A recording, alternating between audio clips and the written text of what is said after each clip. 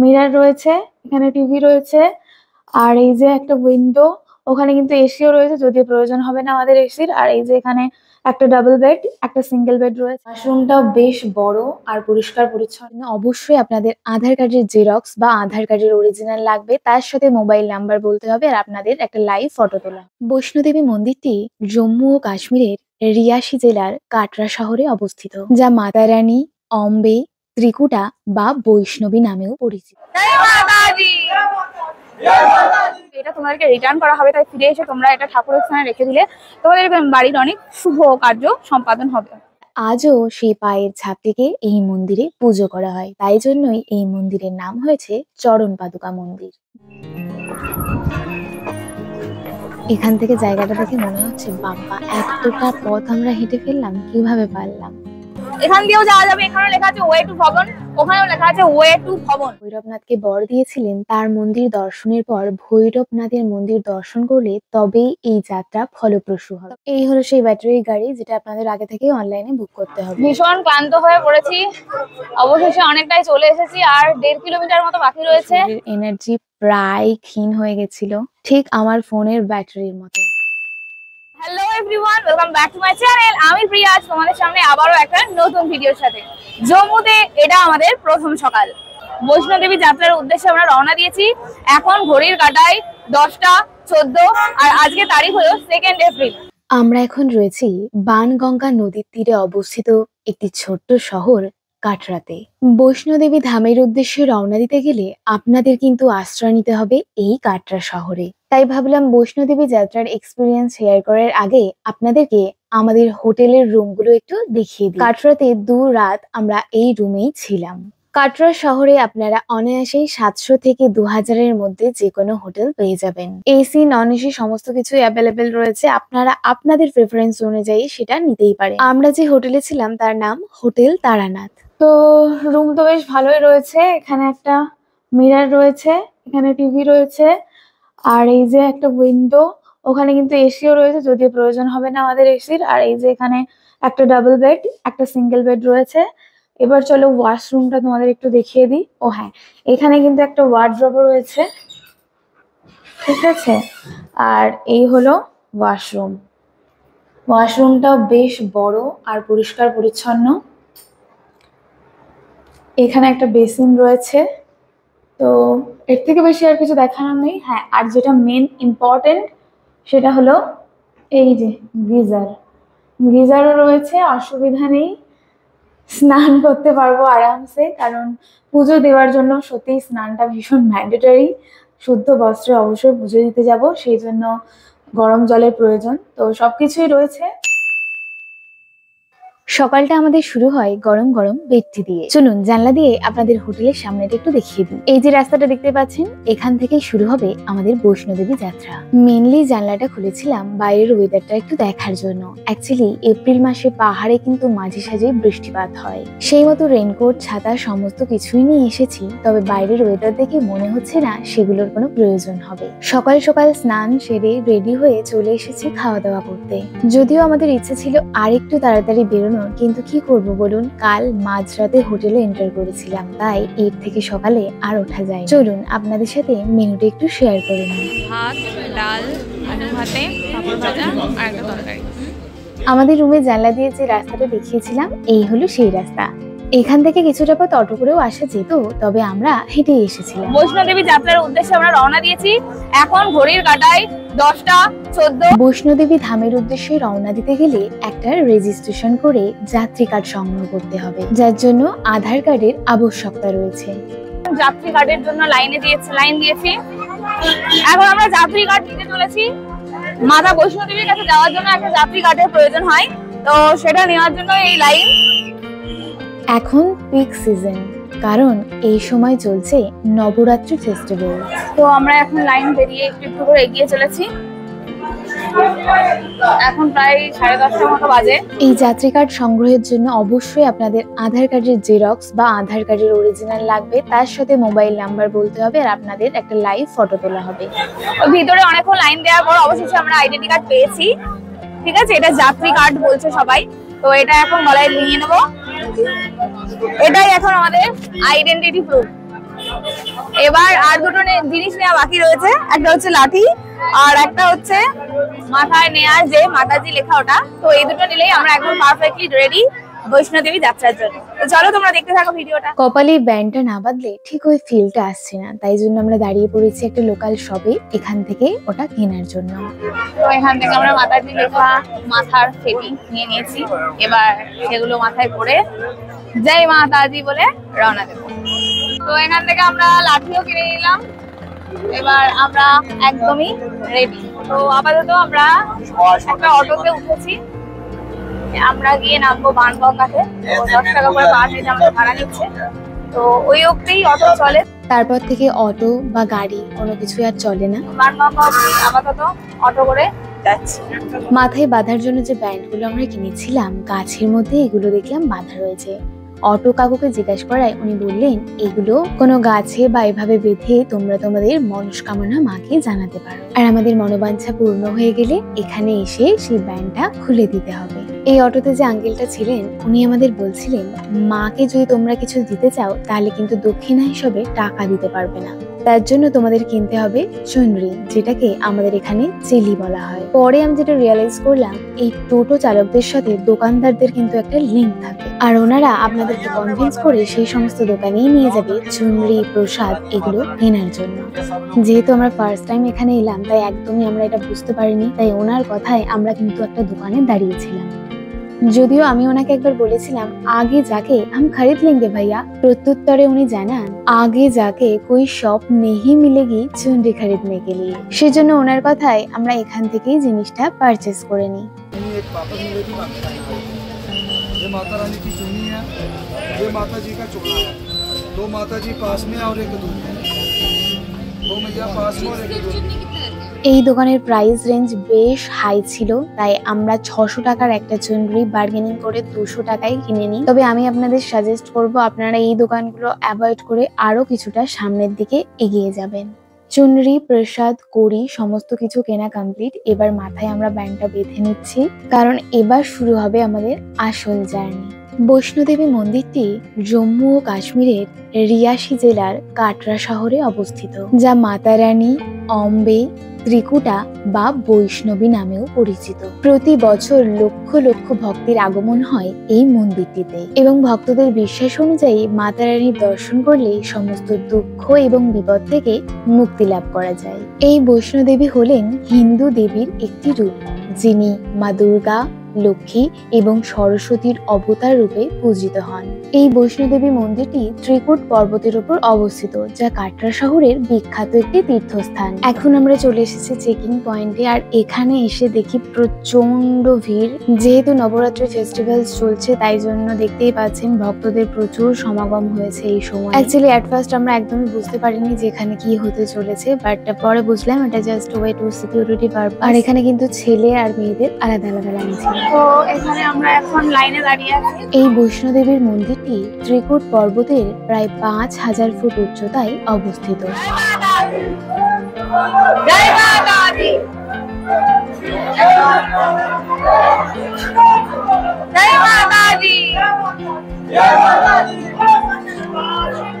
যদিও এটা আমার কাছে প্রথম বৈষ্ণোদেবীর উদ্দেশ্যে যাত্রা, তবে আমার মনে হয় যেহেতু নবরাত্রি ছিল সেই কারণেই এতটা ভিড় ছিল সেদিন।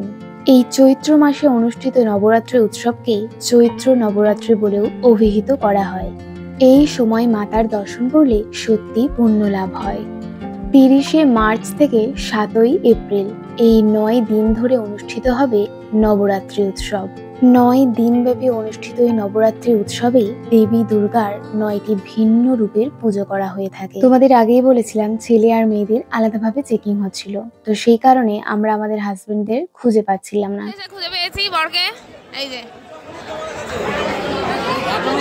চেকিং কমপ্লিট করে বরদেরও খুঁজে পেয়ে গেছি। এখন চারজনই একসাথে হয়ে গেছি, এবার আমাদের আসল যাত্রা শুরু। তো সবাই প্রেম সে বলো জয় মাতাজি।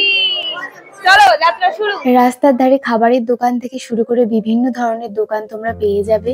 প্রচুর ফটোশপের দোকানও রয়েছে রাস্তার ধারে, ওখানে তোমরা লোকাল ড্রেস পরে ঠাকুরের পাশে বসে ফটো তুলতে পারো।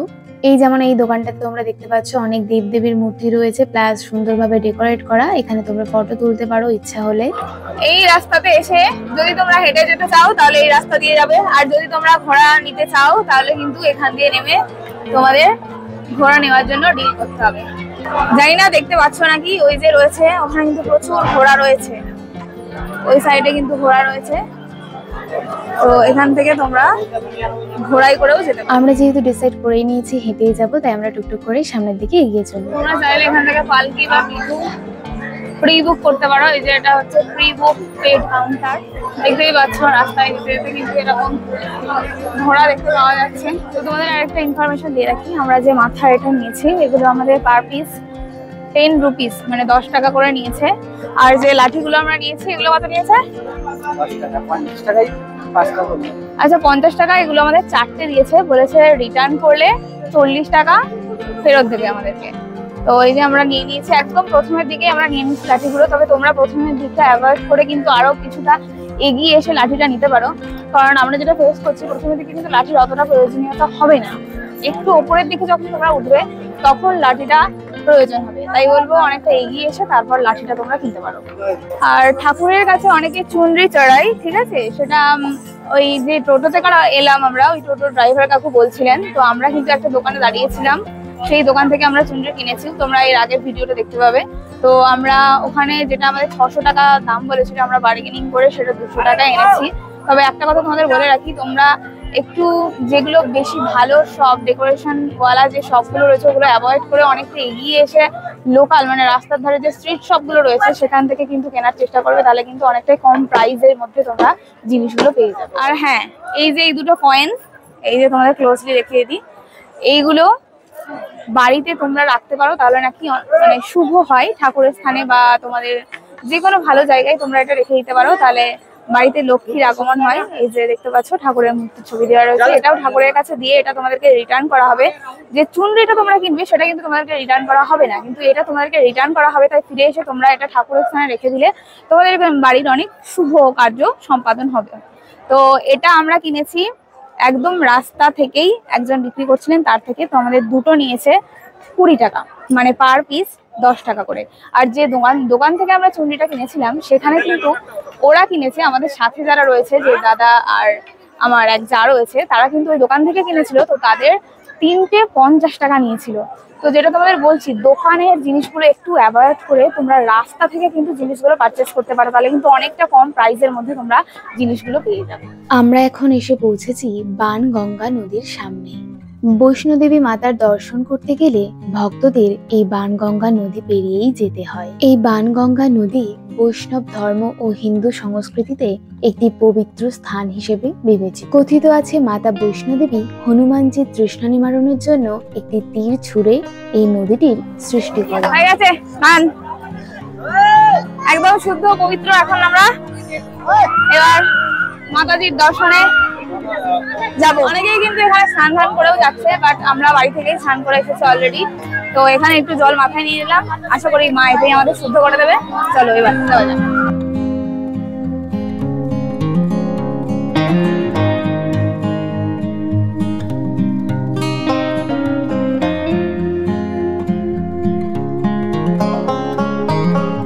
তো যাওয়ার পথে এখানে আমরা একটা ভবন দেখলাম, এটা হচ্ছে শুভ্র ভবন। তো তোমরা কিন্তু এখানে বিনা পয়সায় খাবার দাবার পেতে পারো, তাই তোমরা যাওয়ার পথেই যদি তোমাদের খিদে পায় অবশ্যই কিন্তু এখানে ফ্রি অফ কস্টে খাওয়া দাওয়ার সুযোগ সুবিধা আছে, তোমরা সেটা নিতে পারো। এখন আমরা এখানে আর একটা ঘাটের সামনে এসেছি, এটাকেও বাণগঙ্গা ঘাটই বলছে। এটা অ্যাকচুয়ালি বাথিং ঘাট নাম্বার 3। তো তোমরা যেতে যেতে এখানে কিন্তু একটু বসে রেস্ট করতে পারো, কারণ এখানে অনেক গাছপালা রয়েছে, তাই পরিবেশটা কিন্তু বেশ ঠান্ডা। তো সত্যি বলতে কি গলা এখনই প্রায় শুকিয়ে গেছে, জানি না কতটা কি যেতে পারবো, তবে ফিরে যাব না এতটাই আশা করা যায়। কষ্ট করে যখন একবার যাত্রা শুরু করেছি তো শেষ অবধি যাওয়ার চেষ্টা করব। তো দেখা যাক। এখনো 10 কিলোমিটার দেখাচ্ছে। আপাতত আমরা 3 কিলোমিটার এসেছি, তাই তো এখনো 10 কিলোমিটার বাকি, যেটা এখন আমাদের কভার করতে 3.5 ঘন্টা লাগবে। তবে এইভাবে একটু একটু বসে রেস্ট নিলে সেটা 3.5 থেকে কখন যে 4.5 হয়ে যাবে বলা যায় না। তো যাই হোক, আজকে টোটাল দিনটাই মনে হচ্ছে এখানেই কাটবে। তো ভালোভাবে যাতে আমরা জার্নিটা কমপ্লিট করতে পারি এটাই আশা করছি, দেখা যাক কি হয়। তোমাদের এবার এই ঘাটটা একটুখানি দেখাই। এই যে এখানে লেখা রয়েছে বাথিং ঘাট নাম্বার 3। তো এখানেও কিন্তু অনেকে স্নান করছে। আমার তো মনে হচ্ছে এখানে আরেকবার স্নান করে নি, তাহলে আরেকটু এনার্জি পেয়ে যাবো। যাই হোক, এখানে একটুখানি 5 মিনিট মতো বসলাম, তাতেই অনেকটা রিফ্রেশ লাগছে। চলো আবার হাঁটা যাক। বেশ উঁচু পাহাড়ি রাস্তার মতোই বেশ উঁচু রাস্তা, যার কারণে এই কষ্টটা এত বেশি হচ্ছে। আমি যতটা পারছি তোমাদেরকে বোঝানোর চেষ্টা করছি, জানি না তোমরা কতটা বুঝতে পারছো, বাট রাস্তা কিন্তু অনেক খাড়া। বাড়ি থেকে যতটা রিসার্চ করে এসেছি বা গুগল থেকে যতটা জানতে পারলাম, টোটাল রাস্তাটা 13 কিলোমিটার। অর্ধকুমারী পর্যন্ত 6.5 কিলোমিটার এবং অর্ধকুমারী থেকে পরবর্তী রাস্তাটুকু 6.5 কিলোমিটার। যাওয়া আসা মিলিয়ে টোটাল 26 কিলোমিটার। তবে চিন্তার কোনো কারণ নেই, যাদের পায়ে সমস্যা রয়েছে, যাদের হাঁটতে প্রবলেম, তারাও কিন্তু মায়ের দর্শন অবশ্যই পাবেন। সেক্ষেত্রে প্রথম 6.5 কিলোমিটার মানে একদম শুরু থেকে অর্ধকুমারী রাস্তা পর্যন্ত আপনারা ঘোড়া বুক করতে পারেন, আর বাকি 6.5 কিলোমিটার মানে অর্ধকুমারী থেকে ভবন পর্যন্ত আপনারা বুক করে নিতে পারেন ব্যাটারি কার। তবে ব্যাটারি কারের ক্ষেত্রে অবশ্যই কিন্তু আগে থেকে অনলাইনে বুকিং করে নেবেন, আর ঘোড়া আপনি এখানে এসেও বুক করতে পারেন। একটা মন্দির রয়েছে, ভীষণ সুন্দর লাগছে দেখতে। হনুমানজির মূর্তি রয়েছে। কেমন ভালো রাস্তা সেটা দেখলে তোমরা বুঝতে পারবে। রাস্তায় এভাবে ঝাড় দেওয়া চলছে। এগুলোর স্মেল আর ধুলোতে সত্যি ভীষণ কষ্ট হচ্ছে, আরো বেশি কষ্ট হচ্ছে। তো করার নেই, যেতেই হবে। তো চলো দেখি কতটা কি হয়। বাণগঙ্গার পরেই আসে চরণ পাদুকা মন্দির, আর এটি আমাদের প্রথম দর্শনালয়। ভৈরবনাথ দেবীকে যখন তাড়া করেছিলেন, তখন তিনি একটি পাথরের উপর পা রেখেছিলেন। সেই পাথরে তার পায়ের ছাপ রয়ে যায়, আর আজও সেই পায়ের ছাপটিকে এই মন্দিরে পুজো করা হয়। তাই জন্যই এই মন্দিরের নাম হয়েছে চরণ পাদুকা মন্দির। বাইরে জুতো খুলে ফোন রেখে আমরা মন্দিরে প্রবেশ করেছিলাম, আর আমি আর গুটি ফিরে আসার পর শুভদা আর আমার হাজবেন্ড গিয়েছিল মন্দিরে দর্শন করতে। এটা হচ্ছে প্রথম দর্শনালয়, যেটা থেকে আমরা ঘুরে এলাম। তো তোমরা চাইলে কিন্তু এরকম পালকি করেও যেতে পারো, এরকম সিস্টেমও রয়েছে। বয়স্ক মহিলারা করেই যাচ্ছেন। চরণ পাদুকা মন্দির থেকে ঘুরে আসার পর আমরা একটা দোকানে বসে একটু রেস্ট করছিলাম, আর গুড্ডি বাড়ি থেকে যে ওআরএসটা এনেছিল সেটা বোতলে গুলে নেওয়া হলো, কারণ এখনো জার্নি 20%ও কমপ্লিট হয়নি, আর বাইরে রয়েছে প্রচুর রোদের তেজ। তাই শরীরটা যাতে ডিহাইড্রেট না হয়ে পড়ে তার জন্য ওআরএসটা ভীষণ দরকারি। আর এখানে আমরা শুভদাকে আমাদের লিডার বানিয়ে নিয়েছিলাম, কারণ আমরা খুব ঘন ঘন বসে পড়ছিলাম, যেটা করলে কিন্তু আমাদের ফিরতে অনেকটাই লেট হয়ে যাবে। তাই শুভদা আমাদেরকে কড়া ইনস্ট্রাকশন দিচ্ছিল, আর 1.5 ঘন্টা একদমই বসা যাবে না, টানা হাঁটবো, তারপর আবার 5 মিনিটের জন্য বসে আমরা রেস্ট করবো। তাই শুভদার কড়া ইনস্ট্রাকশনে আবার শুরু হলো আমাদের পথ চলা। মাঝে মাঝে ভীষণ ক্লান্ত লাগছিল আর এনার্জিও কমে আসছিল, তবে তখনই মনের মধ্যে কেউ যেন বলে উঠছিল, চলো বুলাওয়া আয়া হে, মাতা নে বুলায়া হে। হোটেল থেকে আসার সময় শুনে এসেছিলাম রাস্তার ধারে ধারে জল পেয়ে যাব ফ্রি অফ কস্টে, বাট সেরকম কিছুই হয়নি। অনেকটা রাস্তা অবধি কিন্তু জল ছিল না, আমরা জল কিনে কিনেই খাচ্ছিলাম। বাট এখন এই যে দেখতে পাচ্ছ, এখানে কিন্তু একটা কল পেয়েছি, কিন্তু জলের অবস্থা খুবই শোচনীয়, 1 ফোঁটা 2 ফোঁটা করে জল পড়ছিল। তাই তোমাদেরকে বলবো অবশ্যই কিন্তু তোমরা জলের বোতল ক্যারি করো। তো তোমাদের এখান থেকে একবার নিচের জায়গাটা দেখাতে চাই যে কত সুন্দর লাগছে, দেখো একবার। এখান থেকে জায়গাটা দেখে মনে হচ্ছে বাবা, এতটা পথ আমরা হেঁটে ফেললাম, কিভাবে পারলাম। তোমরা কিন্তু রাস্তার মাঝে মাঝে এরকম শর্টেজ রাস্তা পাবে, সিঁড়িতে উঠে মানে শর্টে তোমরা কিছুটা রাস্তা চলে যেতে পারবে, কিন্তু তাতে কষ্ট অনেক বেশি হবে। তবে অ্যাট লাস্ট আমরা একটা সিঁড়ি চুজ করছি, দেখি কতটা সফল হয়। তো চলো। প্রথম যে সিঁড়িটা আমরা চুজ করেছিলাম, এটাতে প্রায় 200 অ্যাভাব স্টেয়ার ছিল। তবে এই সিঁড়িটা চুজ করার ফলে আমরা কিন্তু অনেকটাই উপরে উঠে গিয়েছিলাম। তাই আপনাদেরকে বলবো, যাদের হাঁপানি বা শ্বাসকষ্ট এই ধরনের কোনো সমস্যা নেই, তারা কিন্তু মাঝে মাঝে 1-2 সিঁড়ি চুজ করতে পারেন, তাতে কিন্তু অনেকটা পথ কমে যাবে।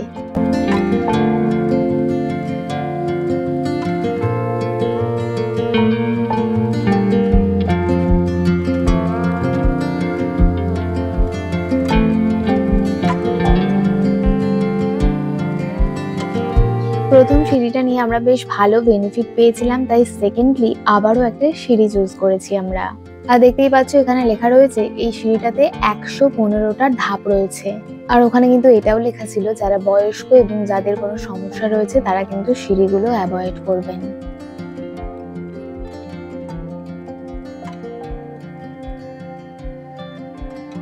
এই সিঁড়িটা ক্রস করার পর আমরা একটা অসাধারণ দৃশ্য দেখতে পাই। পুরো কাটরা শহরটাকে উপর থেকে দেখা যাচ্ছিল, যেটা ভীষণ সুন্দর লাগছিল দেখতে। এখন মন্দিরের অনেকটা কাছে চলে এসেছি আর এই পোর্শনে এসে দুটো রাস্তা চলে যাচ্ছে। এইদিকে একটা হিমঘটি হয়ে ভবনে যাওয়া যাবে আর ওইদিকে একটা প্লেন রাস্তা দিয়ে যাওয়া যাবে। এইদিকে প্লেন রাস্তা হয়ে ভবনে যাওয়া যাবে, ওখানে লেখা আছে ওয়ে টু ভবন। আপনারা একটু দোকান খোলা রাখবেন, দেখতে পাবেন। এখান দিয়েও যাওয়া যাবে, এখানেও লেখা আছে ওয়ে টু ভবন, ওখানেও লেখা আছে ওয়ে টু ভবন। ঠিক আছে, আপনারা যে রাস্তাটা আপনাদের চয়েসেবল হবে সেদিক দিয়ে যেতে পারেন। তবে আমি বলবো এই রাস্তাটা একটু চড়াই হতে পারে, তাই জন্য এটার তুলনায় আপনারা কিন্তু ওই রাস্তাটা দিয়ে যেতে পারেন, তাহলে কিন্তু বেটার হবে।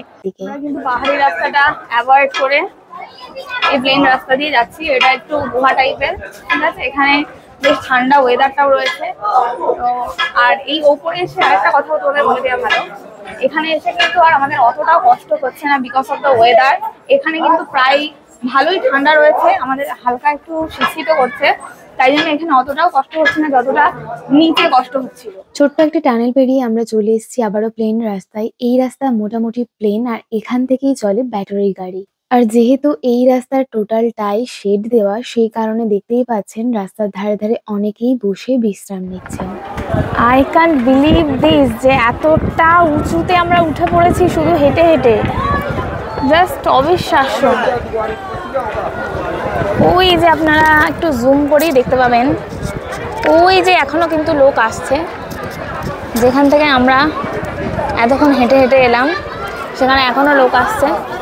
তাই চলে এসেছি, কষ্ট করে সত্যিই পৌঁছে গেছি। এই হলো সেই ব্যাটারি গাড়ি যেটা আপনাদের আগে থেকেই অনলাইনে বুক করতে হবে। ভীষণ ক্লান্ত হয়ে পড়েছি, অবশেষে অনেকটাই চলে এসেছি। আর 1.5 কিলোমিটার মতো বাকি রয়েছে, আর কিছুটা গেলেই আমরা বৈষ্ণো দেবী মাতার দর্শন পেয়ে যাব। এরপর গিয়ে আমাদের ফোন ব্যাগ সব লকারে রেখে দিতে হবে, আর তারপর আমরা মায়ের দর্শন পাবো। তো তোমাদের সাথে মায়ের দর্শন করে তারপরে আবার ফিরে আসতে পারবো কিনা বলতে পারছি না, কারণ আমার ফোনের চার্জ একদম শেষ।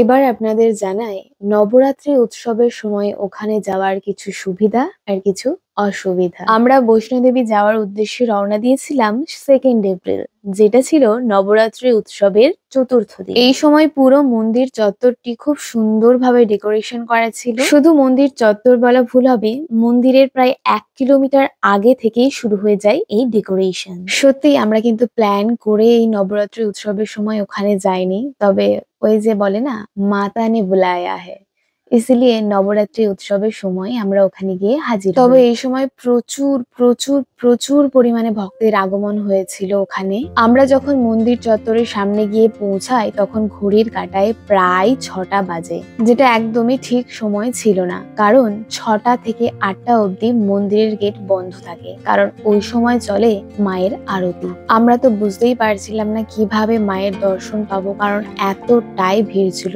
লকারের সামনে লম্বা লাইন, আর মায়ের মন্দিরে যাওয়ার সামনেও ছিল লম্বা লাইন। অবশেষে আমরা জুতো, মোবাইল সমস্ত কিছু হাজবেন্ডের কাছে দিয়ে দিই এবং ওরা দুজন গিয়ে লকারের সামনে লাইন দেয়, আর আমরা দুজন দাঁড়িয়ে যাই মন্দিরে ঢোকার লাইনে। এখানে যে ফুলের ডেকোরেশন গুলো আপনারা দেখতে পাচ্ছেন, এগুলো সমস্তটাই কিন্তু অরিজিনাল ফুল, আর প্রত্যেক দিন এই ফুল পরিবর্তন করে দেওয়া হয়। একটা বাজে বা পচা ফুলও কিন্তু এখানে রাখা হয় না। দীর্ঘ 2 ঘন্টা আমরা লাইনে দাঁড়িয়ে থাকি, ওরা লকারের লাইনে আর আমরা মন্দিরে ঢোকার লাইনে। 2 ঘন্টা পর লাইন এগোতে শুরু করে আর আমরা একসাথে প্রবেশ করি মায়ের মন্দিরে। 8টায় আমরা মন্দিরে ঢুকি এবং আমাদের ওখান থেকে বেরিয়ে আসতে সময় লাগে প্রায় 2.5 ঘন্টা। 10:30টার সময় বাইরে এসে সত্যি বলতে শরীরের এনার্জি প্রায় ক্ষীণ হয়ে গেছিল, ঠিক আমার ফোনের ব্যাটারির মতো। যেইটুকু এনার্জি অবশিষ্ট ছিল সেটা দিয়ে অর্ধকুমারী পর্যন্ত কোনো প্রকারে এসে পৌঁছায়, কিন্তু তারপরে আমার শরীরে আর একটু এনার্জি অবশিষ্ট ছিল না বাড়ি ফেরার জন্য। তাই অবশেষে যেটা আমাদের ইচ্ছা ছিল না সেটাই করতে হলো, ঘোরা করা হলো অর্ধকুমারীর পরের রাস্তাটুকুর জন্য। আমি আর আমার হাজবেন্ড ঘোরা করে বাড়ি ফিরি। আমাদের পার হেড চার্জ নিয়েছিল 650, মানে 650 টাকা করে আমাদের নিয়েছিল। তবে আমি আর সত্যি পারছিলাম না, সেই কারণে বাধ্য হয়ে আমাদের ঘোরাটা করতে হয়। আমরা যখন বাড়িতে ফিরি ঘড়ির কাঁটায় তখন প্রায় 3:30। সুবিধা অসুবিধা সমস্তটাই তোমাদের সাথে শেয়ার করে নিলাম। তোমাদের যদি আরো কিছু জিজ্ঞাসা থেকে থাকে অবশ্যই আমাকে কমেন্ট বক্সে জানাতে পারো। আজকের ভিডিওটা আমি এখানেই শেষ করছি। ভিডিওটি ভালো লেগে থাকলে অবশ্যই লাইক, কমেন্ট এন্ড শেয়ার করে দিও। আর আমার চ্যানেলটা অবশ্যই সাবস্ক্রাইব করে রেখো কাশ্মীরের পরবর্তী ভিডিওগুলো সবার আগে দেখার জন্য। সকলে খুব ভালো থেকো, সুস্থ থেকো আর প্রেম সে বলো জয় মাতা দি।